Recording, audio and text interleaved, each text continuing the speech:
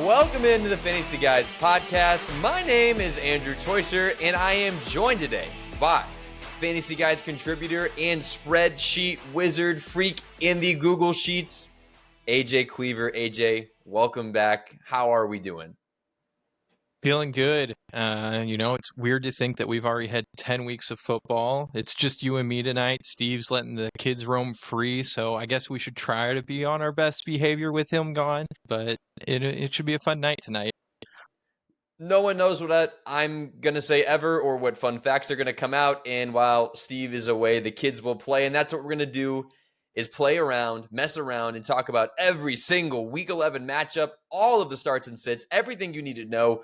Who needs to get on your bench so you can make the playoffs? Who needs to get in your starting lineup who you wouldn't have considered otherwise? That's what we're here for. And Steven can't stop us. Except for Thursday Night Football because we're recording it over Thursday night, but we'll get the rest of them. We've got 4 teams on bye this week. That would be the Giants, the Cardinals, the Buccaneers, and the Panthers. Obviously don't have those in your starting lineup, but we'll talk about the rest of the teams. And AJ, as always, lead us in. Where are we starting? Alrighty, we will go up to Chicago where the Packers are playing the Bears. The Packers are favored by 5.5. The over-under is 40.5. And Toysher, I don't know if you saw any of the highlights from last week's game for the Bears. There wasn't much, but the highlights that I saw were Caleb Williams getting sacked 9 times for now on the season 38. I don't know what the O-line is doing here. I don't know if the OC being fired is going to be a good thing for them this week. What are your thoughts? Yeah, I mean, it's just kind of indicative of what we've been seeing all season. Some terrible stuff from the Chicago Bears, and I don't think that's going to stop in this matchup necessarily. I won't start many Chicago Bears. I'm not trying to force any of them into my lineup. The only one I'm even okay with starting is DeAndre Swift, just because he's been getting an absurd amount of work. And as we talked about on the buy sell pod, we're selling that. He's been getting an insane amount of work. His entire he's been playing well, but mostly based on getting targets in the passing game, getting the lion's share of the run game. And that might go away now that there's a new offensive coordinator. We're not saying it will go away, but it's a new OC. If you're getting the lion's share of everything, then it can only go down from there. So there's a risk you lose that. On top of it being a really tough matchup against a good Green Bay Packers defense that's been stopping people all season long. They're allowing the 6th fewest fantasy points per game. Sorry, that's the quarterback. So definitely not starting Caleb either. 15th fewest points per game to running backs. One in a game where they're only supposed to score an implied 17.5 fantasy points. No, I don't want to start DeAndre Swift there. Now, like I said, targets still a part of that. Maybe he'll get involved. And I rant on about DeAndre Swift because I'm not starting Caleb Williams. That's not an option. He scored under double digits fantasy points the last 3 weeks. Going way back to that little stretch of games where he was popping off, he's done nothing since. It's not worth the upside that they get down by a lot and have to throw their way back into it. I'm not touching it. Won't play. Not even your boy Dunes AJ. I'm so sorry. Yeah, that's fair. And I will say it might rain a little this weekend, so I don't know if that changes your opinion on Swift, if it bumps him up, bumps him down. Yeah, I mean, it doesn't, I don't think it'll move it much for me, but it's just something else to keep in mind for the Chicago Bears offense in general. Chicago sucks in the fall. It's going to get very cold, even windier, and the football's not getting any better either. I'm so sorry. Hopefully, the interim offensive coordinator solves everything. Something tells me it won't. But the Green Bay Packers will not need much solving on their side of the football. They've been phenomenal all season. We've seen great games from Jaden Reed, Jordan Love, Josh Jacobs, Romeo Doubs, Christian Watson, Tucker Kraft, Dontavian Wicks. All of these guys at some point have had a big game. And the issue is picking which one's going to have the big game. Well, and this one, they're going to be leading the entire time. If they aren't, it is a divisional game that they're going on the road. AJ mentions the bad weather. So something weird could happen. But that doesn't make me feel good about Jordan Love. I don't think that this becomes a close game all of a sudden because Caleb Williams is playing out of his mind and they're scoring lots of points, and I'm really excited to play Jordan Love. Now, Jordan Love is very startable. He's our QB 13 over here at Fantasy Guide, so you can start Jordan Love. He's just kind of a barometer this week. If you have a better option, a good matchup, we'll talk about like a Bo Nix or Russell Wilson later. Start those guys over Jordan Love. He's clearly the better quarterback, but not this week in fantasy. Now, Josh Jacobs, you can absolutely trust going in this one. He's getting a ton of volume. He's by far the lead guy, and this is a good offense. And when a team's going to lead the entire darn game in Chicago in a gross weather, icky, sticky game, yeah, you want to play that running back who's going to ground and pound it between the tackles. They have an implied 23-point total, which isn't phenomenal, but it's plenty good to get the job done, especially in a game where you're favored against your division foe. The only receiver I'm really looking to get into my lineup is Jaden Reed, and I'm with Steven on his ranking here, wide receiver 25. That's fine. It'll get the job done. He's very boomer bust. He could catch 2-3 touchdowns in this game. You never know because he's so good, and so is this offense with Jordan Love, but we can't trust it. He's not been reliable all season. Still willing to put him out there. The other guys, if you want to take a shot on Romeo Doubs, do it. He's been a guy I've been pushing for on the waiver wire all season. He's a dude who could have a good game any week. He's been the most stable thing there, and when he catches a touchdown, he has a good week. That kind of goes with Tucker Kraft as well. This is technically a good matchup for Tucker Kraft. It's at least not terrible. The Chicago Bears are the 19th ranked team in terms of stopping the tight end, so it's a good matchup for Kraft. Nothing phenomenal, but he's been not so reliable. We sold him a while ago, but still someone I'm willing to put into my lineup. AJ, you're a weather guy. Chicago in November, would you recommend it on a vacation? No, not in this. I wouldn't recommend Chicago in the summer, Toysher. So definitely not when it's cold and rainy. Sorry, Chicago fans. Bad weather, bad football. You're stuck with it. Everyone can become a Colts fan. We'll wait for you to join. AJ, what's the next one for us? All right, we're going to go a little east where the Jaguars are taking on the Lions. The Lions are favored by 14. Over under is 46.5. And since 2010, Jacksonville has been 13-point underdogs 18 times. So I think this might be their 19th time where they've been 13-point or worse underdogs. That's disgusting. And yeah, AJ mentions it. The spread in this game, it just keeps rising. I think it opened up at 13.5, and now it's creeping all the way up to 14. It's horrible. And I am still taking the Lions side of that spread. So it tells you all you need to know for fantasy. You have a Lions player, you should start them. You have a Jags player, I don't know many that I'm starting. And that especially sucks for Brian Thomas Jr., who is having a phenomenal season. Huge breakout. Arguably the best rookie wide receiver in a class that had Malik Neighbors and Marvin Harrison Jr. in it. And now all of a sudden we can't do anything with them because he has Mac freaking Jones. Alabama Crimson Tide, New England Patriot, trash garbage. Mac Jones is throwing footballs.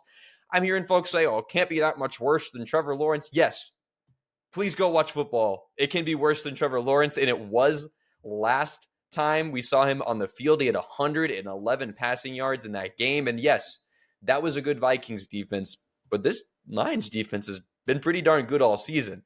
Now that Vikings defense was better, but I still don't see Mac Jones going. And if Brian Thomas plays, which we don't know if he will this week, he's iffy. So if he is playing, he's banged up. I'm avoiding Brian Thomas. Now, if he plays, all of a sudden it's a guy in an offense with no other receivers in it. We have Evan Ingram at tight end. But if someone's going to catch a ball downfield, it's going to be Brian Thomas. So he's a wide receiver 3, but not one we're excited to play. That brings us to Evan Ingram. Tight ends suck. Start Evan Ingram. He's going to catch some passes. 10 points, book it. You want 12, you're not getting it. But he'll have that baseline because, well, they're going to get blown out of this game by 1,000,000 points. Take the spread on the Lions side of 14. Maybe at 16, 17, we'll start taking it. So, yeah, not excited there for the Jaguars. Travis Etienne's a low in RB2 because he got 70% of the work with Tank Bigsby out. We expect him out again this week. So Travis Etienne is a uninspiring back in RB2 based on volume and a lot of teams on bye this week. Go back over to the Lions side of the ball. Yeah, just start them. They're all fun. It's going to be great. Even Jared Goff, 5-interception game. They're not, the Jacksonville Jaguars do not have players who can pick the ball off 5 times. You can put Jared Goff in there, of course. only as a stream. He's not a great stream. They do have an implied 30-point total, but kind of like the Packers, we expect this team to be leading the whole time. You're going to have to get lucky that Jared Goff throws touchdowns and not David Montgomery at the end of the game, like we've seen in other blowouts. So no, we're not forcing Goff into lineups, but the Jacksonville Jaguars are third against fantasy quarterbacks. That's phenomenal. You can absolutely get him in there. There's some other guys we'd start above him, but Steve has him at his QB7. He's going to be just fine, I think, in this one. The running backs, we don't even have to tell you. This is the best matchup for running backs out there. 30th in fantasy points, but they give up everything. It's just sheer luck. They haven't given up more. Start David Montgomery. Start Jahmyr Gibbs. Both RB1s according to Fantasy Guide's rankings this week. Amon-Ra St. Brown, we're on Amon fraud watch. He's not getting a lot of receiving yards and targets, but touchdowns, I mean, why not in this game? That applies to Jameson Williams, too. He's a boom-bust wide receiver 3. There is a chance Jameson Williams catches 2 70-yard touchdowns in this game. That's any week. Start him up. No, he's not reliable, but he could win you your week. If you're down a lot, not expected to win, fire him up. Same goes for Sam Laporta. He's dealing with an injury, but if he goes in this one, you got to start him. Top 12 tight end for sure. We're seeing him ramp up a little bit. AJ, Jacksonville, Florida, a little bit better this time of the year. Oh, I guess they're in Detroit. So the Dome, a little more pleasant than Chicago? I would think so. I would certainly hope so. Don't let that AC blow too hard. AJ, where are we going next? Alrighty, next we have the Vikings Titans. The Vikings are favored by 6. Over under is 39.5. And last week, Sam Darnold, he struggled. Even though he threw the ball 38 times, which is the most attempts he's had on this season, it was his second worst fantasy finish this year. Yeah, I'm taking that one personal. I bet the under on Sam Darnold passing attempts. I thought, well, they're playing the Jaguars. There's no way they don't play well. And Sam Darnold did everything he could to make that a ball game and nearly lost to the Jacksonville Jaguars. I mean, that's why the spread isn't any bigger in this one. It's -5.5 in favor of the Titans. They're also at home. So yeah, Darnold they're calling for Nick Mullins. I don't know if they'll get it. They might. JJ McCarthy, lucky you, your job just got saved next year. There is no worries. Sam Darnold MVP watch is absolutely over, but you can absolutely start Justin Jefferson every single week. Sam Darnold, if anything, is going to put the ball in danger, but he's still going to throw that sucker downfield to JJ. That makes us more concerned for a Jordan Addison, who this is an incredibly tough matchup. So avoiding Addison, he's a wide receiver 3 low end, more like a wide receiver 4 in my opinion. He's a touchdown or bust kind of player in this game. We're avoiding him. TJ Hawkinson, though, he came back and he looked vintage. Good for you, Vikings. You took it slow. The season didn't matter. You know you're not winning the Super Bowl. Let him come back nice and easy. And they ramped it up. And they ramped it up in that second week. And he balled out. What was it? 8 catches. I think 72 yards for the Vikings tight end. I thought he was way older, AJ. Doesn't it feel like Mr. Hawkinson's been in the league for a million years? Definitely feels like it. And he definitely looks old. Man looks like a troll, but that's how we like our tight ends. We don't want them being pretty boys. We want them looking rugged. Yeah, 27-year-old TJ Hawkinson. I would have guessed closer to 30 than that. You can fire him up in this one. Tight end 1, rest of season. If you kept him, you have yourself a gem for the rest of the year. Aaron Jones, if he goes in this one, you got to start him. He's getting the volume. It's a good offense. They're expected to lead. 22.5 implied points. Yeah, it's a 39.5 over-under. It's a stinker, but they're going to get enough points to have success at the running back position. And so if Jones doesn't go, Cam Akers, he won't go away. He's back for this one. You can start him up in the event Aaron Jones doesn't go. And let's get us over to the other side of the ball with the Titans. AJ, in your opinion, is there any reason to watch Titans football anymore if you're a Titans fan? Not if you're a Titans fan. Maybe if you're like a family member of Westbrook Akine, since he, I think, has a touchdown in the last 5 games. But that's really the only people who should be watching the Titans right now. Yeah, Nick Westbrook Akine, touchdown, bet it. It works every week, apparently. Will Levis will go in this one. I don't know if that's a good thing or a bad thing, but he's going to go in this one. And he's going to keep chucking it to Calvin Ridley. He's the only Titans player who I'm saying, yeah, feel fine enough about starting him. He's a wide receiver 2 for us, mid-range. It's a good matchup because the Vikings keep leading and their defensive backs are absolutely disgusting. It's 30-year-old Stephon Gilmore, which used to be a defensive player of the year candidate. That's not this Stephon Gilmore. So Calvin Ridley should have some success in this one. If anyone, chucking the ball downfield. Now, he's boomer bust. That's just who he is as a receiver, but you can fire him up knowing they'll be down. We used to have Tony Pollard every week, no matter the matchup, but he got hurt. And we have Tyjae Spears coming back. So we don't know what happened, but last week we saw a near even split for the two running backs. So now you can't even trust Tony Pollard. You can start him. He's fine. He's playable. But you might even want to start Tyjae Spears a little bit more. Now, I agree with Steven. I still have Tony Pollard higher, but the Titans are going to trail. Tyjae Spears is the receiving back. So we can expect maybe he'll get more work in this one. Either way, I'm not ecstatic to play either guy, but because of bye weeks, we have Tony Pollard as an RB2 and Tyjae Spears as an RB3. I really don't want to start many Titans. I'm going to avoid them at all cost. AJ, next one. Alrighty, next we have the Raiders flying down to Miami. The Dolphins are favored by 7. Over under is 43.5. And Steve, if you're still listening to this point, Vegas is traveling 2,500 miles this weekend. And Toytra, I also don't know if you saw, but Tyreek dealing with maybe a little bit of a sore back after a botched celebration with OBJ this past weekend. I kept seeing that on social media. I didn't know what he was referring to when he says, I'm never celebrating with OBJ again. Like, I knew it was goofy, but I didn't know he got hurt. Yeah, if you guys didn't see it, he RKO'd, OBJ RKO'd to Tyreek in the end zone to celebrate, and they went a little too hard. Tyreek, buddy, you're 30. You can't be doing that anymore. Leave it to the young guys. Let Waddle score some touchdowns and do some celebrations. With AJ having the jersey up back there, I can see it. Or is that a different Dolphins jersey? Oh, it's a Mike Gesicki. Oh, and the Waddle. Big Miami fan over here. Just a Steelers fan cosplaying. But yeah, the Dolphins in this one. I mean, start your studs for the Dolphins. It's the Las Vegas Raiders. You do not have to worry about a thing going up against this defense. Devon Achane. I'm just going to count my bold prediction of him being top 3 as accurate because that's what he's been when 2 is around. He's catching passes. This team has changed everything up. They're not throwing the ball deep. They just simply don't do it. 2 is ADOT, one of the lowest in the league. So checkdowns for Achane. He's legitimately like the wide receiver 2 on this team. So Achane's getting work there. He's getting work in the run game, and he's incredibly explosive and can make a touchdown happen on any play. Yes, please. 20.5 points implied point total for Mr. Achane. And the Dolphins, fire him up. Achane, rest of the season, I'm excited too. You can start him in this one with them expecting to lead.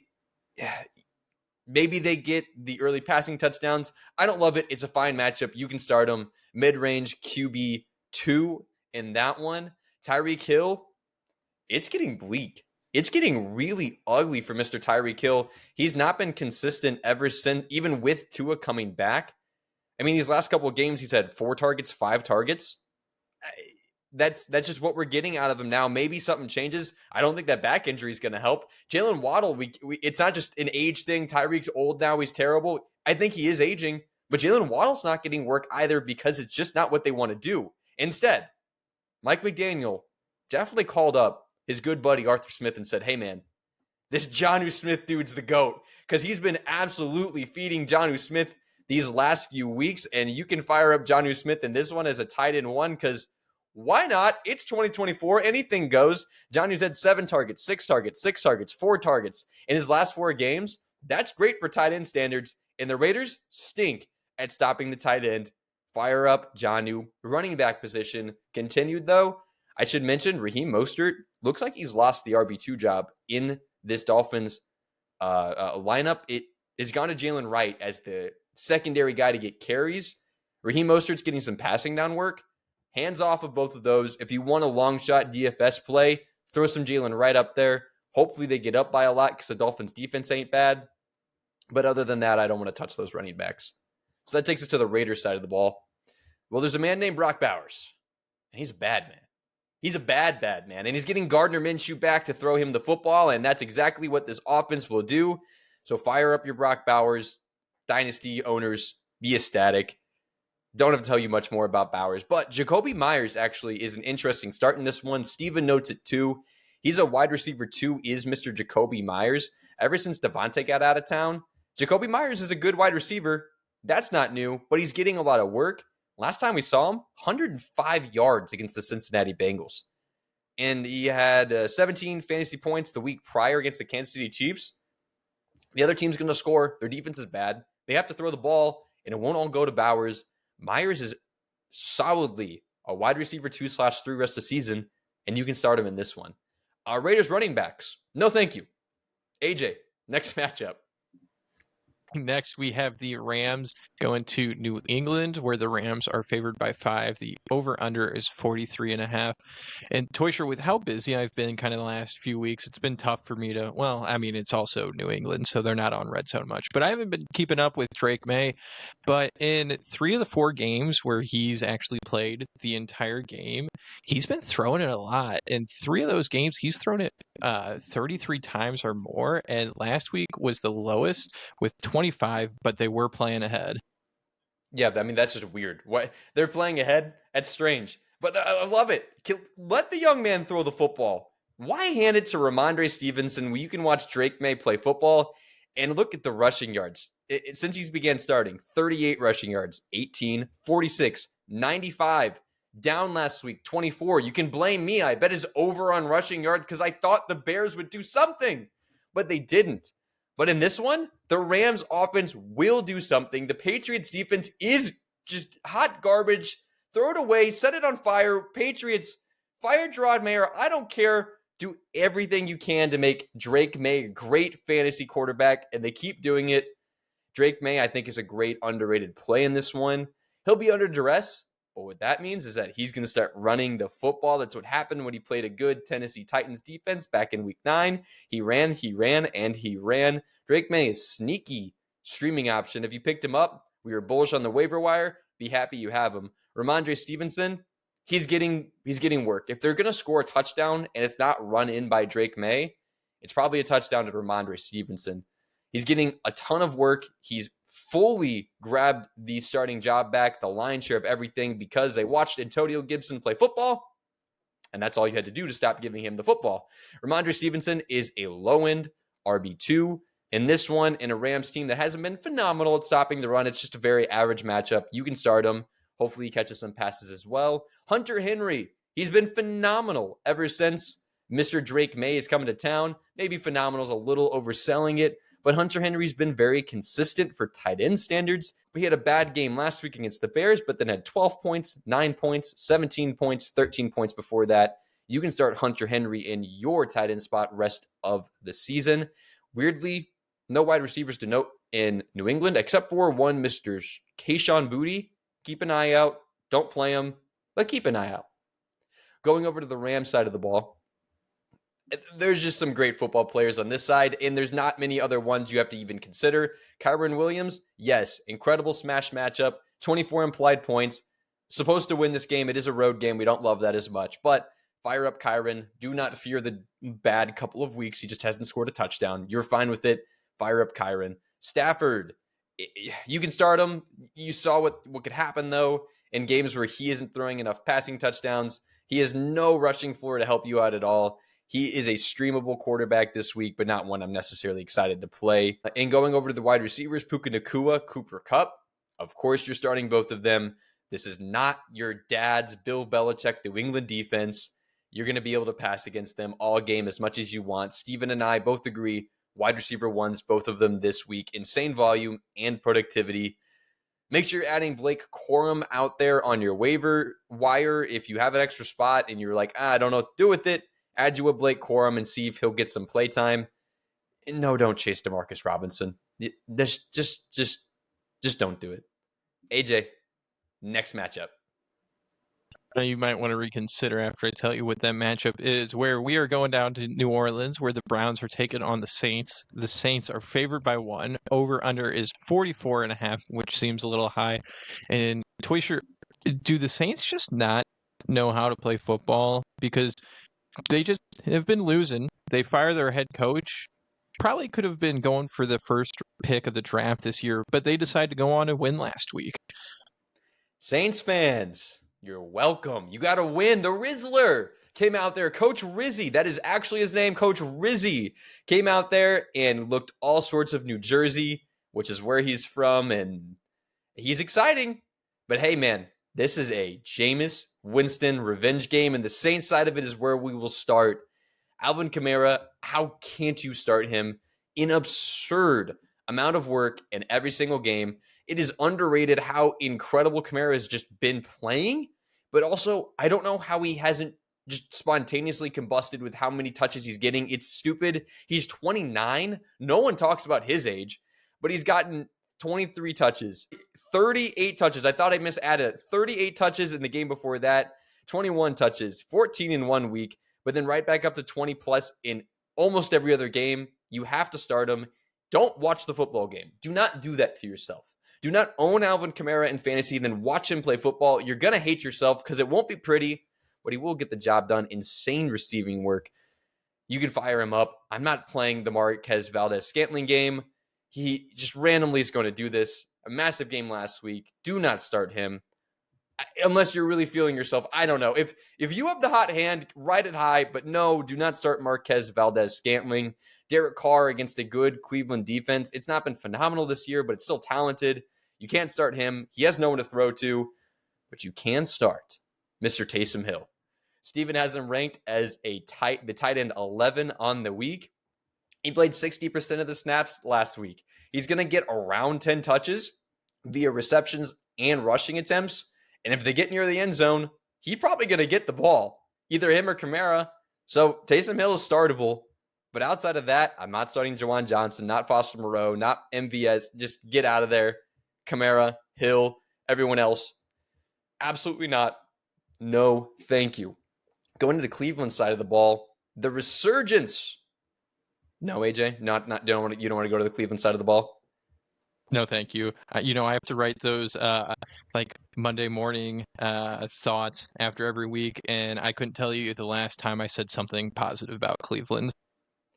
AJ, a known Steelers fan and Browns hater, but let's talk about him. But they have Jameis Winston. You can't not love it. The man is an oracle, a genius, a wise man, and he likes to throw the football downfield, and we love that for fantasy. Sure, he might get benched next week because he could throw double-digit picks. Let's see if he can set the record in any single game, but it probably won't be this game because the Saints traded their top defensive back, and the other two defensive backs behind him are hurt.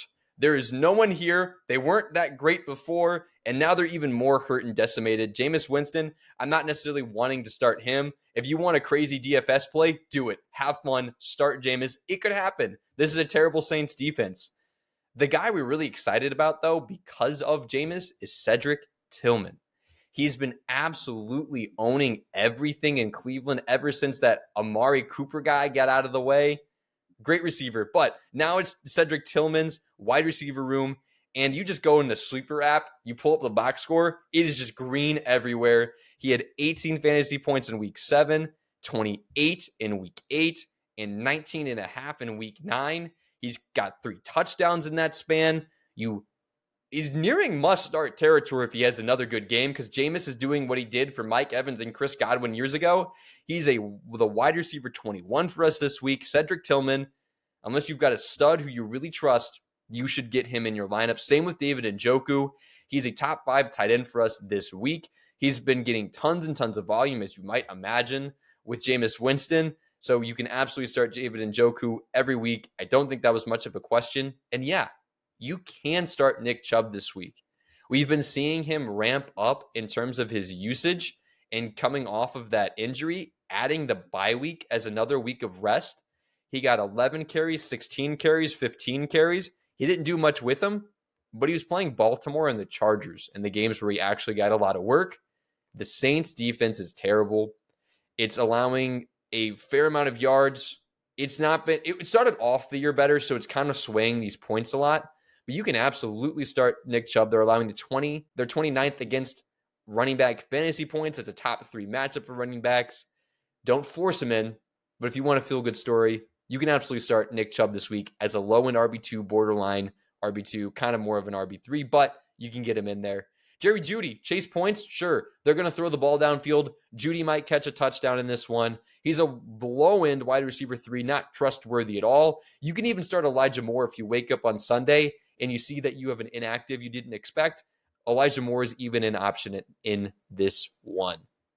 AJ, next matchup. Alrighty, Toysher, don't get too excited, but we have the Colts taking on the Jets, where the Jets are favored by 43.5. But AR is back. And Toysher, if you're not already excited enough, I was looking at the last 4 weeks, the Jets have given up the second most rushing yards to the QB, and they've also given up 4 rushing touchdowns to the position. Yeah, sure. I'll talk about the Colts. Don't worry about that. I got no problem with it. But yeah, AR is back, and that means a lot for fantasy. It means you can no longer trust the wide receivers, but you can feel a little bit better about Jonathan Taylor. We've seen in games with Anthony Richardson and Taylor together, it's just opening up a lot for Taylor in the rushing lanes. He's been more efficient. He's been more reliable. He's still getting the amount of touches that are the same. And really, Taylor didn't get a lot more receiving work anyway with Flacco in there. So this is an upgrade for Taylor, and this is a good matchup for him. The Jets are the 13th ranked team against the running back position. They just haven't played a lot of great running backs, a lot of great teams. They're giving up the 23rd most yards, so a lot of touchdown variance there has been lowering the points. We like Taylor in this one. I think it'll probably be similar to how it was last week against Buffalo. We're just hoping he gets into the end zone. So Taylor is an RB1 this week. Josh Downs drops to a borderline wide receiver 2, wide receiver 3. He is the wide receiver 1 for the Colts. Michael Pittman dealing with the back injury. Hope he recovers. Obviously, he's my Colt. I want him to be there, but he's dealing with stuff. Josh Downs in the meantime is going to get the majority of the work. If I'm starting a Colts wide receiver, it's him.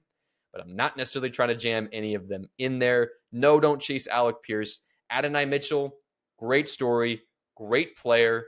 Eventually, I think he might be startable, but you cannot trust the fact that Anthony Richardson might only complete 10 passes in this game and hope that enough of those go his way. That being said, again, you want to chase a DFS play? AR connects deep with Alec Pierce or Eddie Mitchell. Go for it. Cheap plays over there. Anthony Richardson, I don't think you can play him in this one. As much as I want to, he's the QB 27 on our Fantasy Guides rankings because we've seen the floor. It's so low. We need to wait and see what we get. I'm not chasing it. Hopefully, we can rest of the season, but not yet. Wait and see. The Jets side of the ball. The Colts freaking stink at defense. You can do whatever you want to them, and they will just let you have your way with them. Like, they are not going to stop you. They're going to welcome it. Apparently, they like being scored on constantly. So, yeah, you should start your Jets players. Breece Hall, smash play, because, well, the Colts are getting the 31st most touches to the position against them because they're constantly losing, because AR is probably going to throw 3 picks, and everything will be fine. They're giving up the 30th. They're giving up the 3rd most yards to the position. So, yeah, start Breece Hall. Don't worry. This should be a get-right game. 23.5 implied points. You like that for your running back. Devontae Adams, Garrett Wilson, both wide receiver 1s in this one, both getting an absurd amount of volume. Even though Garrett Wilson's been better in points per game, Devontae Adams is getting more volume, but both are getting enough to trust and start every single week. Aaron Rodgers is a streaming option in this one, and I think a decent one. The Colts do not play any sort of dynamic defense. It is Rodgers is going to know where every player is going to be on all snaps. He's going to orchestrate this game and hurt my soul as he does it. A 43.5 point over-under is plenty to start Rodgers and feel fine about it, considering the Colts are a bottom 10 matchup at stopping fantasy quarterbacks. So you can start Rodgers in this one, but we're not forcing him in. Go Colts. Nay. On to the next one, AJ. Alrighty, since you talked about your Colts, it's now time to talk about the Steelers, where the Ravens are coming in and playing at the field formerly known as Heinz Field. The Ravens, even though they're playing on the road, are favored by 3. Over-under is 48.5. And Toysher, what if I told you that we're in week 11 and this is the Steelers' first divisional game of the year? I tell you that they're about to have a much harder stretch the rest of the season than they had earlier in the season. But I do believe in the Steelers. But let's start on the Ravens side of the ball. it's a good thing we believe in the Steelers because it's going to push Lamar Jackson to have to keep playing well in this game. The Steelers defense is good, but the Ravens offense is just better. And it's just not fair. They have everything going for them. They have Zay Flowers, Derrick Henry, Mark Andrews, Isaiah Likely if he's healthy. Add Deontay Johnson. Rashad Bateman's been good for him. Lamar Jackson's QB1 of the season. You feel great about it. Keep firing him up, obviously. Derrick Henry, yeah, no doubt you're playing that guy. He's been insane. Zay Flowers, feel good about him. Lamar Jackson's finally evolved to that level of passer that makes you feel good about getting upside every single week and not being terrified of a potential floor. Last week wasn't the week for Flowers, but we've seen double-digit games of having a double-digit targets in games. Feel good about Flowers in this one. He's a plenty fine start. Get him in there every week. Mark Andrews, get him in there. I don't believe Isaiah Likely is going to strap him up in this one. Let me double check that injury report on him. Mark Andrews has been trending up. Take it back. Isaiah Likely, full practice, still willing to start Andrews as a low-end tight end one because before the Likely injury, we still saw him trending up. We talked about it weeks ago. Willing to play him in this one in what has a 48.5 point over-under. Mark Andrews retook the tight end one job. I'm not saying it's guaranteed, but you can play him as a low-end tight end one if you don't have better options. You can chase Rashad Bateman in this one. He's been playing well lately. He's had a role shift. He's been getting more of those low ADOT targets, which I think he's better for, and it's led to some success, but not necessarily forcing him in. I'm still waiting for Deontay Johnson to do anything before I consider playing him. He's closer to dropping than playing. Let's flip over to the Steelers side of the ball. And yeah, you should start Russell Wilson this week. I'm personally battling that decision right now between him and Bo Nix. We'll talk about later.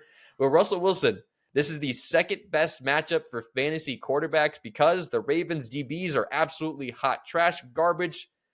Set them on fire with the New England defense. And they're scoring a lot of points, the Ravens are. So it forces teams to throw. It's a fantasy dream for quarterbacks. Start Russell Wilson in this one. He's been great. Couple of good games so far since becoming the starter. Not all that long ago. Fire him up with this one, in this one, with confidence. He's been a top 9 QB 2 of his 3 weeks starting. You like him in this one. George Pickens, because of that, Steven has him as his wide receiver 5 this week, and I agree he's a wide receiver 1. This is the best matchup for wide receivers, a little bit weighted by the fact that Jamar Chase just dropped 50 points on them in fantasy, but it happened for a reason. And if you want to talk about comparable roles, George Pickens, Jamar Chase play pretty similar roles for their offenses. Unfortunately, doesn't get so good for the running backs. Because it's a 48.5 point over-under, we can suspect some touchdowns might be scored. Both backs are kind of banged up in this one. So both of them are high-end RB3s for me in this one. Both scoring potentially fantasy points in their own way. Luckily, Najee just got a full practice in, so we can feel better about him. But Warren, assuming those Steelers fall behind, should get some passing work. Russell Wilson loves checking the ball down. Pat Freiermuth, he's streamable because it's a big over-under. Not loving that, though. AJ, what you thinking? Steelers or Ravens in this one? Well, in our Pick'ems league, I can tell you that every week I choose against the Steelers because I would rather the Steelers win and me lose one pick in my Pick'ems. We But have to I was emotionally looking hedge. Always emotionally exactly, hedge. always emotionally hedged. But last time the Ravens and Steelers played, George Pickens, he finished the week receiver 5. We love that. Ravens, please keep having a bad DBs and a great offense, and we'll eat that up in fantasy land. AJ, what we got next? Alrighty, next we are going to be seeing the Falcons take on the Broncos, which is a little fun fact. I was just looking, first game this week that is west of the Mississippi. Denver is favored by 2. Over under is 44.5. And Toysher, I was kind of looking at Kyle Pitts to see if I could kind of poke fun at you this week with Kyle Pitts since he's your guy. And his season comparatively to other years has looked okay, but I was looking in the NFL, he's got 1 career rushing attempt for -4 yards. So this week, if I was a betting man I can't do it here in Missouri, but I would definitely be putting some money for him to hit his over on rushing yards because I found that little tidbit. Hey, Missouri is fixing it. We'll get to bet next year, AJ. I was reading online. Hopefully next fall we'll be ready to get going. But let's get going on this matchup. Yes, Kyle Pitts has been top 10 in every single meaningful tight end stat this year and top 5 in several of them, including yards. We love that for you, Kyle Pitts. Keep eating. He is a necessary part of this offense. He's still not phenomenal, but we will take what we're getting with him, especially because Darnell Mooney just popped up weirdly on an injury report with an Achilles injury. Now, do not panic if you're a Darnell Mooney owner. Talking or seeing posts from some of our the sports meds guys that collaborate with our page over at Fantasy Guides on Instagram. This isn't a long-term concern, but this week Mooney really might miss, so that opens things up even more for guys like Kyle Pitts. If you want to play Ray McCloud, if you're really feeling that in your bones, go for it. I give you permission. I mean, it's a free country. I wouldn't say you should do it, but go ahead. But really, Drake London, he's going to get 1 million targets. He's already the guy. He's going to need those targets because he's going to be going up against an incredible Broncos defense and Pat Surtain. So that brings him up to being the wide receiver 15. That volume should hopefully get him there. And the snaps not against Pat Surtain, he'll hopefully get something done in. This is a tough matchup, though. You're still starting him. Kyle Pitts, this is, if you can get to the Broncos defense, it's at the tight end position. Numbers are a little swayed because they have to play Travis Kelce, but they're 20th at stopping the fantasy tight ends. So that's a top half matchup for Kyle Pitts. So hopefully he can get something going this one. Really where you want to attack them is on the ground are the Denver Broncos. Bijan, obviously a great start in this one. You can consider Tyler Algier an RB3 in this one if you were desperate. You had 1 million bye week problems. You can start him in this one and hope he gets into the end zone. 44.5 point over under. So we're suspecting that the Broncos are going to be able to score enough to make the Falcons keep going in this one, but it is going to be a tough matchup. Kirk Cousins, I'm avoiding. It's the 8th hardest matchup for the quarterback position. So not really trying to go there with Mr. Kirko Cousins. Now, Broncos side of the football. An incredible play this week, an incredible stash rest of season, one of the best playoff schedules for any quarterback. It's Bo Nix. We all did it, guys.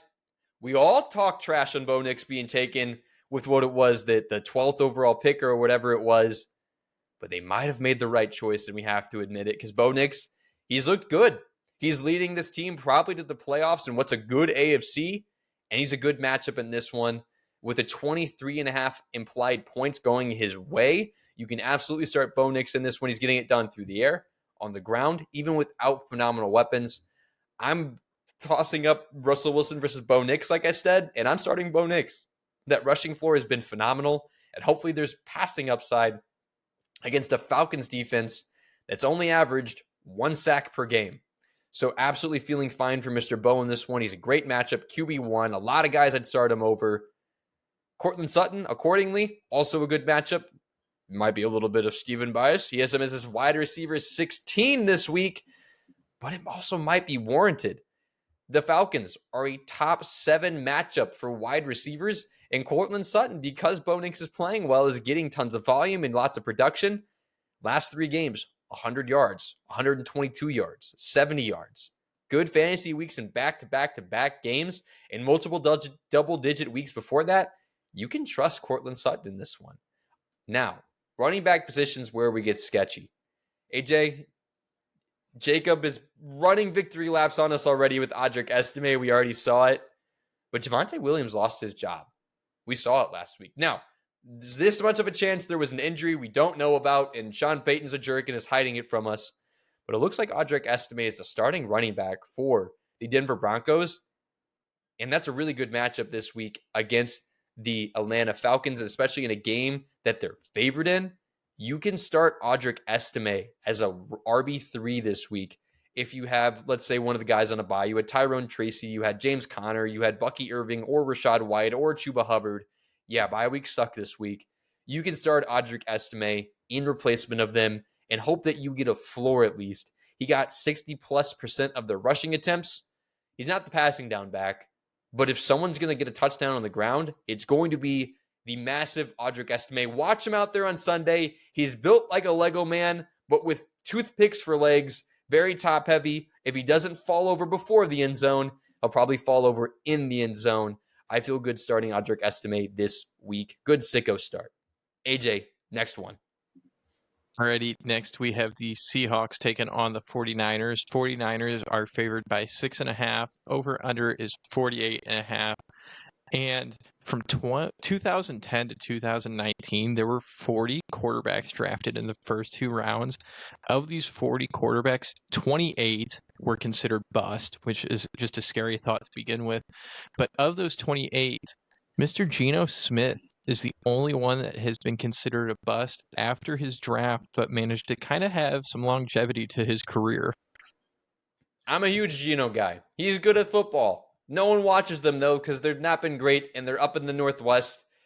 And it is just that terrible afternoon slate. It's just not worth watching a lot of the times. You watch your noon slate, go out, talk to your kid for once, and then you go back to watching football for the Sunday night game. Sorry, we missed the Geno games. But yeah, and this one, Geno Smith, Steven has him ranked as his QB 15. Don't forget, Geno Smith is throwing the ball a million times because that offensive line isn't good to run it a million times. DK Metcalf coming back in this one, so he'll get his primary weapon back. We're seeing JSN step up. We're starting to see Ryan Grubb make necessary adjustments. So in a game we assume the Seahawks lose because their defense has been bad, we can hope for a good one for Mr. Geno Smith. You can also start Kenneth Walker with confidence. He's added that passing game flair to his game, so every week, even in trailing scripts, we can now trust him. Of course, you're starting DK Metcalf, even his first week off of injury. ASN, I'm not the biggest fan. The way he does it is based off of a ton of volume. He's just an inefficient slot receiver. It took him 13 targets in week 9 to have a good game, the first great game in a while, but he had an incredible game. So he's a wide receiver 3 for me in a game that, again, they're going to be trailing in, but the 49ers are a tough matchup. Tyler Lockett's kind of firmly the wide receiver 3 on this team. So if I'm not really trusting JSN, I'm not really trusting Tyler Lockett either. So really, Kenneth Walker, DK are my only surefires. Geno's a good stream. JSN, same good bye week fill-in. I'm not really trying to trace much other than that. Now, going to the other side of the ball in San Francisco, Mr. McCaffrey is back, and we can finally have nice things in our life again, and we have him ranked as our RB1 overall. We were afraid. Christian McCaffrey, really old, right? He had to go to freaking Germany to find the right people to treat him and get his injury back, and Kyle Shanahan said, yep, we're going to be careful when you come back, Christian. We're going to give you 90% of these snaps, 90% of the work, and 20-plus touches, and that just makes sense. That's what the doctor, I'm sure, prescribed. So he's fully back. We can trust it. The Seahawks, terrible at stopping the run. They are the 23rd at stopping opposing fantasy running backs. So smash start, 27.5 implied points. Yes, please, for Mr. McCaffrey. Also, yes, please, for Mr. Brock Purdy, who's been great this season. They're having to air it out a little bit more just because of some necessary schematic changes. And even without Brandon Ayuk having some success, 353 passing yards last game. So Brock Purdy is one we want to get into our lineups this week. He's a QB8 on the season. He's got McCaffrey back. Debo, fire him up. Wide receiver 1 for the team and a wide receiver 1 for this week with Mr. Ayuk out. George Kittle, he's been the best tight end in fantasy football. He's been consistent, huge upside. Of course, Juwan Jennings is a sneaky, great play in this one. Hopefully you went back out and picked him up as soon as you saw the injury happen to Mr. Ayuk. In games where Juwan Jennings plays 80+% of snaps this season, week 3 against the Rams, where he dropped 46.5 points, and last week against the Buccaneers, where he had 11 targets and 93 yards, just didn't get a touchdown. Juwan Jennings is a very good play this week against the Seattle Seahawks. AJ, next matchup. Alrighty, next we have the Chiefs taking on the Bills. The Bills are favored by 2. Over under is 45.5. And Toysher, these two QBs have faced each other 7 times, 4 in the regular season, 3 in the postseason. Allen leads the series 3-1 in regular season, but Mahomes, he's skunked them in the postseason where the Chiefs have won 3 out of the 3 matchups.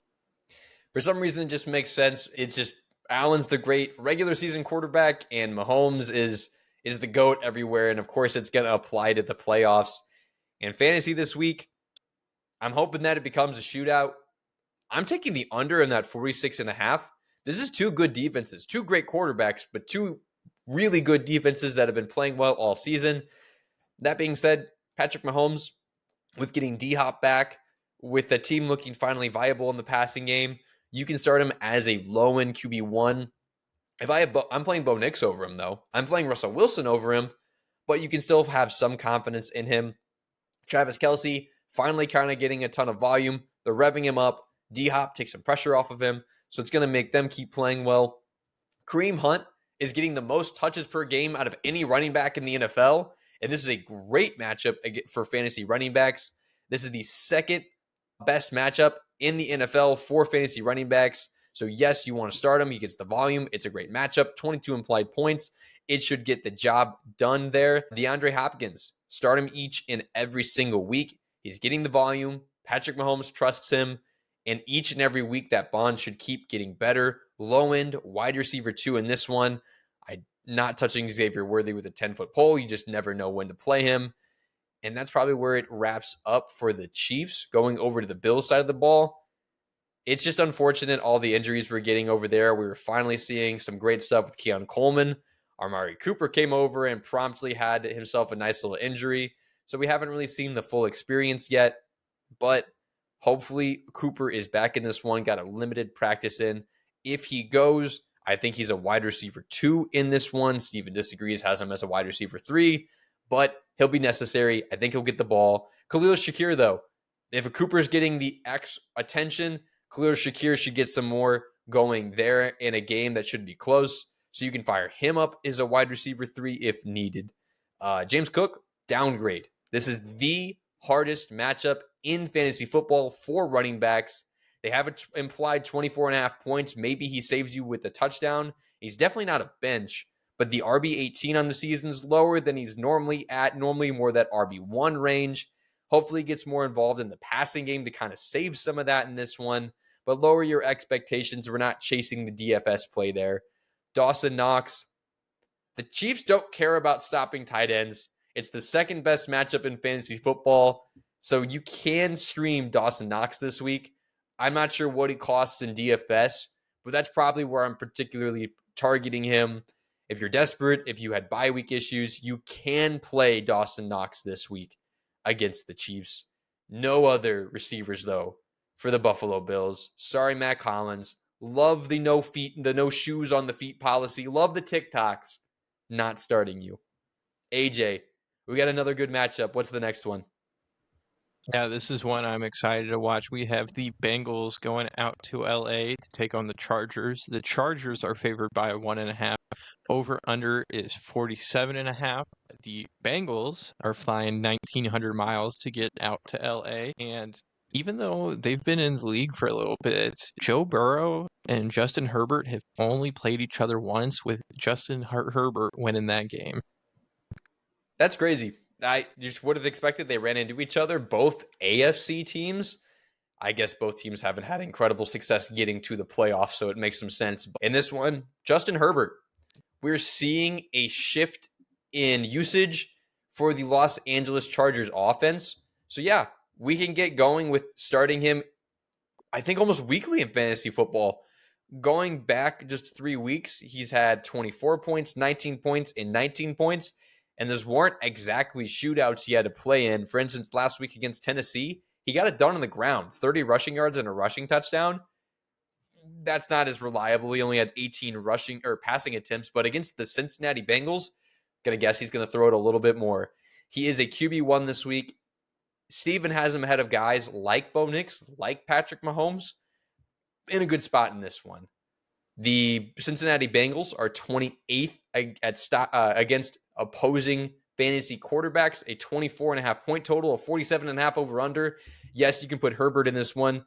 Ladd McConkey becomes a high-end wide receiver 3 in this one. I'm firing him up over his teammate J.K. Dobbins in a league where I have both those guys and need my flex decided because J.K. Dobbins has a Gus Edwards issue and a Hassan Haskins issue, the Harbaugh issue. They're going to run the ball a lot, and Dobbins is the lead guy. Unfortunately, that split isn't going to be as consistent, and weirdly enough, the Bengals have been decent at stopping the fantasy running back lately. They're allowing the 8th fewest points to fantasy running backs. I think it's probably because they keep scoring a ton of points. They play in shootouts, and there's a lot of passing going on in those games. Regardless, Dobbins is not a smash start in this one. More of a low-end RB2. You can feel fine. You don't have to start him. Still starting him above guys like Audric Estime, who are more streamers, but not as guaranteed to start in this one. Quentin Johnston, if he catches a touchdown, you're happy. And that makes him a wide receiver 3, wide receiver 4, because that might happen in a good, big shootout, a game we love for fantasy football. So yeah, you can even go there with that. Oh, and why not? Will Dissly, weirdly getting a ton of targets for no reason. I don't understand it. He's a streamable tight end if your tight end is on bye this week. Now going to the Bengals side of the football. Yeah, you got to start Joe Burrow each and every week. This is going to be a tough matchup, though. Moves, even though he's been phenomenal this season, moves him more towards the back-end QB1, mid-range QB1, but still starting him in a 47.5 point over-under game. Jamar Chase, yeah, of course. T. Higgins hopefully goes in this one. And if he goes, of course, you're starting him as well. Back in tight or wide receiver 2, probably, because this is a really good Chargers defense. Been stumping teams all season. The 6th hardest matchup for tight ends on the season. Mike Gesicki, probably letting him sit in this one, but he is streamable in a big over-under. Chase Brown, this is the 3rd toughest matchup for running backs, but it doesn't matter. Chase Brown has been getting an insane amount of work. Ever since Zach Moss we saw him go down. Khalil Herbert might start stealing a couple snaps here and there, but he's been playing 87 and 80% of snaps since we saw Zach Moss go away. And of course, that leads to fantasy success. Last game, 11 targets on 9 receptions. You have to start Chase Brown. Mid-range RB2 in this one. I'm hard pressed to find a guy that you're going to start over him. AJ, what is our Monday night matchup? All righty, it's the Battle of Texas, the Lone Star State. We've got, the Texans taking on the Cowboys, where the over-under is 7.5. Houston's favored by 7.5. Over-under is 42.5. And despite being in the same state, they've only played each other 6 times, and the Cowboys have won 4 of those 6 matchups. I don't think that trend continues. I don't want to end on a sour note, so I'm going to start with the Cowboys and finish with the Texans in this matchup. CeeDee Lamb, sorry, buddy. You're getting the Cooper Rush experience. And what that means is you might get 66 passing yards in a game, because that's what happened last week for CeeDee Lamb and the Dallas Cowboys. They're fighting the sun. When asked, Jerry Jones, you own blinds that you can put up in the stadium. He started getting upset and is like, oh, well, we're going to have to worry about the sun. What's next? We have to figure out where the moon is? No, Jerry. Just put up blinds so your players can see. But as they battle the sun in this one, CeeDee Lamb is a mid-ranged wide receiver 1. He's a wide receiver 17 on the week. I think you can argue he's lower than that. In a week where we have more players playing, I think he can drop down to that wide receiver 2 back-end territory. But he should still get the targets to get things done. This is when Steven would yell at me saying he'll be fine. CeeDee Lamb, you can start. Luckily, Rico Dowdle's getting the stamp of approval from Mr. Mike McCarthy saying that this is the guy, this is the lead back, so we don't have to worry about that. What I am worried about is that the Houston Texans are the 5th hardest matchup for running backs, and their offense stinks. 17 implied points against the Texans, who we saw play well against the Lions. I don't want to start Rico Dowdle in this one. Probably will get something for you based on volume. Hopefully he falls in the end zone. He's a high-end RB3 just because we're hoping he does get the bell cow work, is a good receiving back. I'm not wanting to start Jake Ferguson. I'm not willing to start any other player other than Rico Dowdle if you make me, and CeeDee Lamb should still stay in your lineups until we see that he can't or taps out, because why would he keep playing this year? I think we might see a mysterious injury pop up until Dak gets back next year. Houston Texans. Nico, you're back, baby. Get your butt in my lineups. I need you desperately. Never leave me again. Nico Collins will be back in this one. We were assured. Get your auto sub set up on Sleeper. If you're not playing on Sleeper, I'm so sorry. The auto sub feature is incredible. Not a sponsor, but Nico Collins playing Monday Night Football. He's our wide receiver 6. He was the wide receiver 1 for weeks even after he got hurt. He's been phenomenal. Smash play. Tank Dell, another wide receiver in this one who we can certainly play with 24.5 implied point total. And the Cowboys defense has not been good by any means this year. So if you can play Tank Dell in this one still, I think this is a situation where Nico Collins makes Tank Dell's life easier now that he's a little bit healthier. So he is a wide receiver 3, very playable in this one. CJ Stroud is a QB1 still in this one. It's just because it's a bad defense. It's a third best matchup for quarterbacks. So hopefully CJ Stroud can get it back going in this one. But there's a chance they just rush in their touchdowns early and Stroud doesn't have to throw as much. Still hoping for something from him. Joe Mixon, one of the best RB plays this week. It is the 5th best matchup for running backs. They're favored by 7.5. They're going to score a ton, give him the ball a ton, because that is just what they do. Even when it's detrimental and it's not working, they're going to give him the ball. Start your Houston Texans in this one. AJ, I almost got us under the hour mark without the Steven. Was able to ramble on and hopefully get enough content for everybody. We did it. How you feeling? Feel great. Yeah, I was kind of mentally thinking 65 minutes was kind of the over-under for tonight's podcast with only 13 games and no Steven. Bet the under. We're going to go watch us some Thursday Night Football. Hopefully the Commanders and Eagles have a good one going for us right now. Thanks for tuning in to the Fantasy Guides podcast. AJ says no. Oh, dear God. All right. Thank you for tuning in to the Fantasy Guides podcast. Please hit that like, hit that subscribe button below. You guys have been phenomenal. Keep coming back. We're growing the page. Keep listening. Like, subscribe, do all that jazz. Get you a weekly season guide from fantasyguides.com for less than the price of a large pizza. Honey, no, we're not eating out this week. I want to win my fantasy league. It's an investment. Trust me. That's always worked. Follow our pages on Instagram, X, TikTok, everywhere at Fantasy Guides. I'm Andrew Teuscher. That's AJ Cleaver. AJ, say goodbye to the friends at home. Goodbye, everybody. Good luck this week.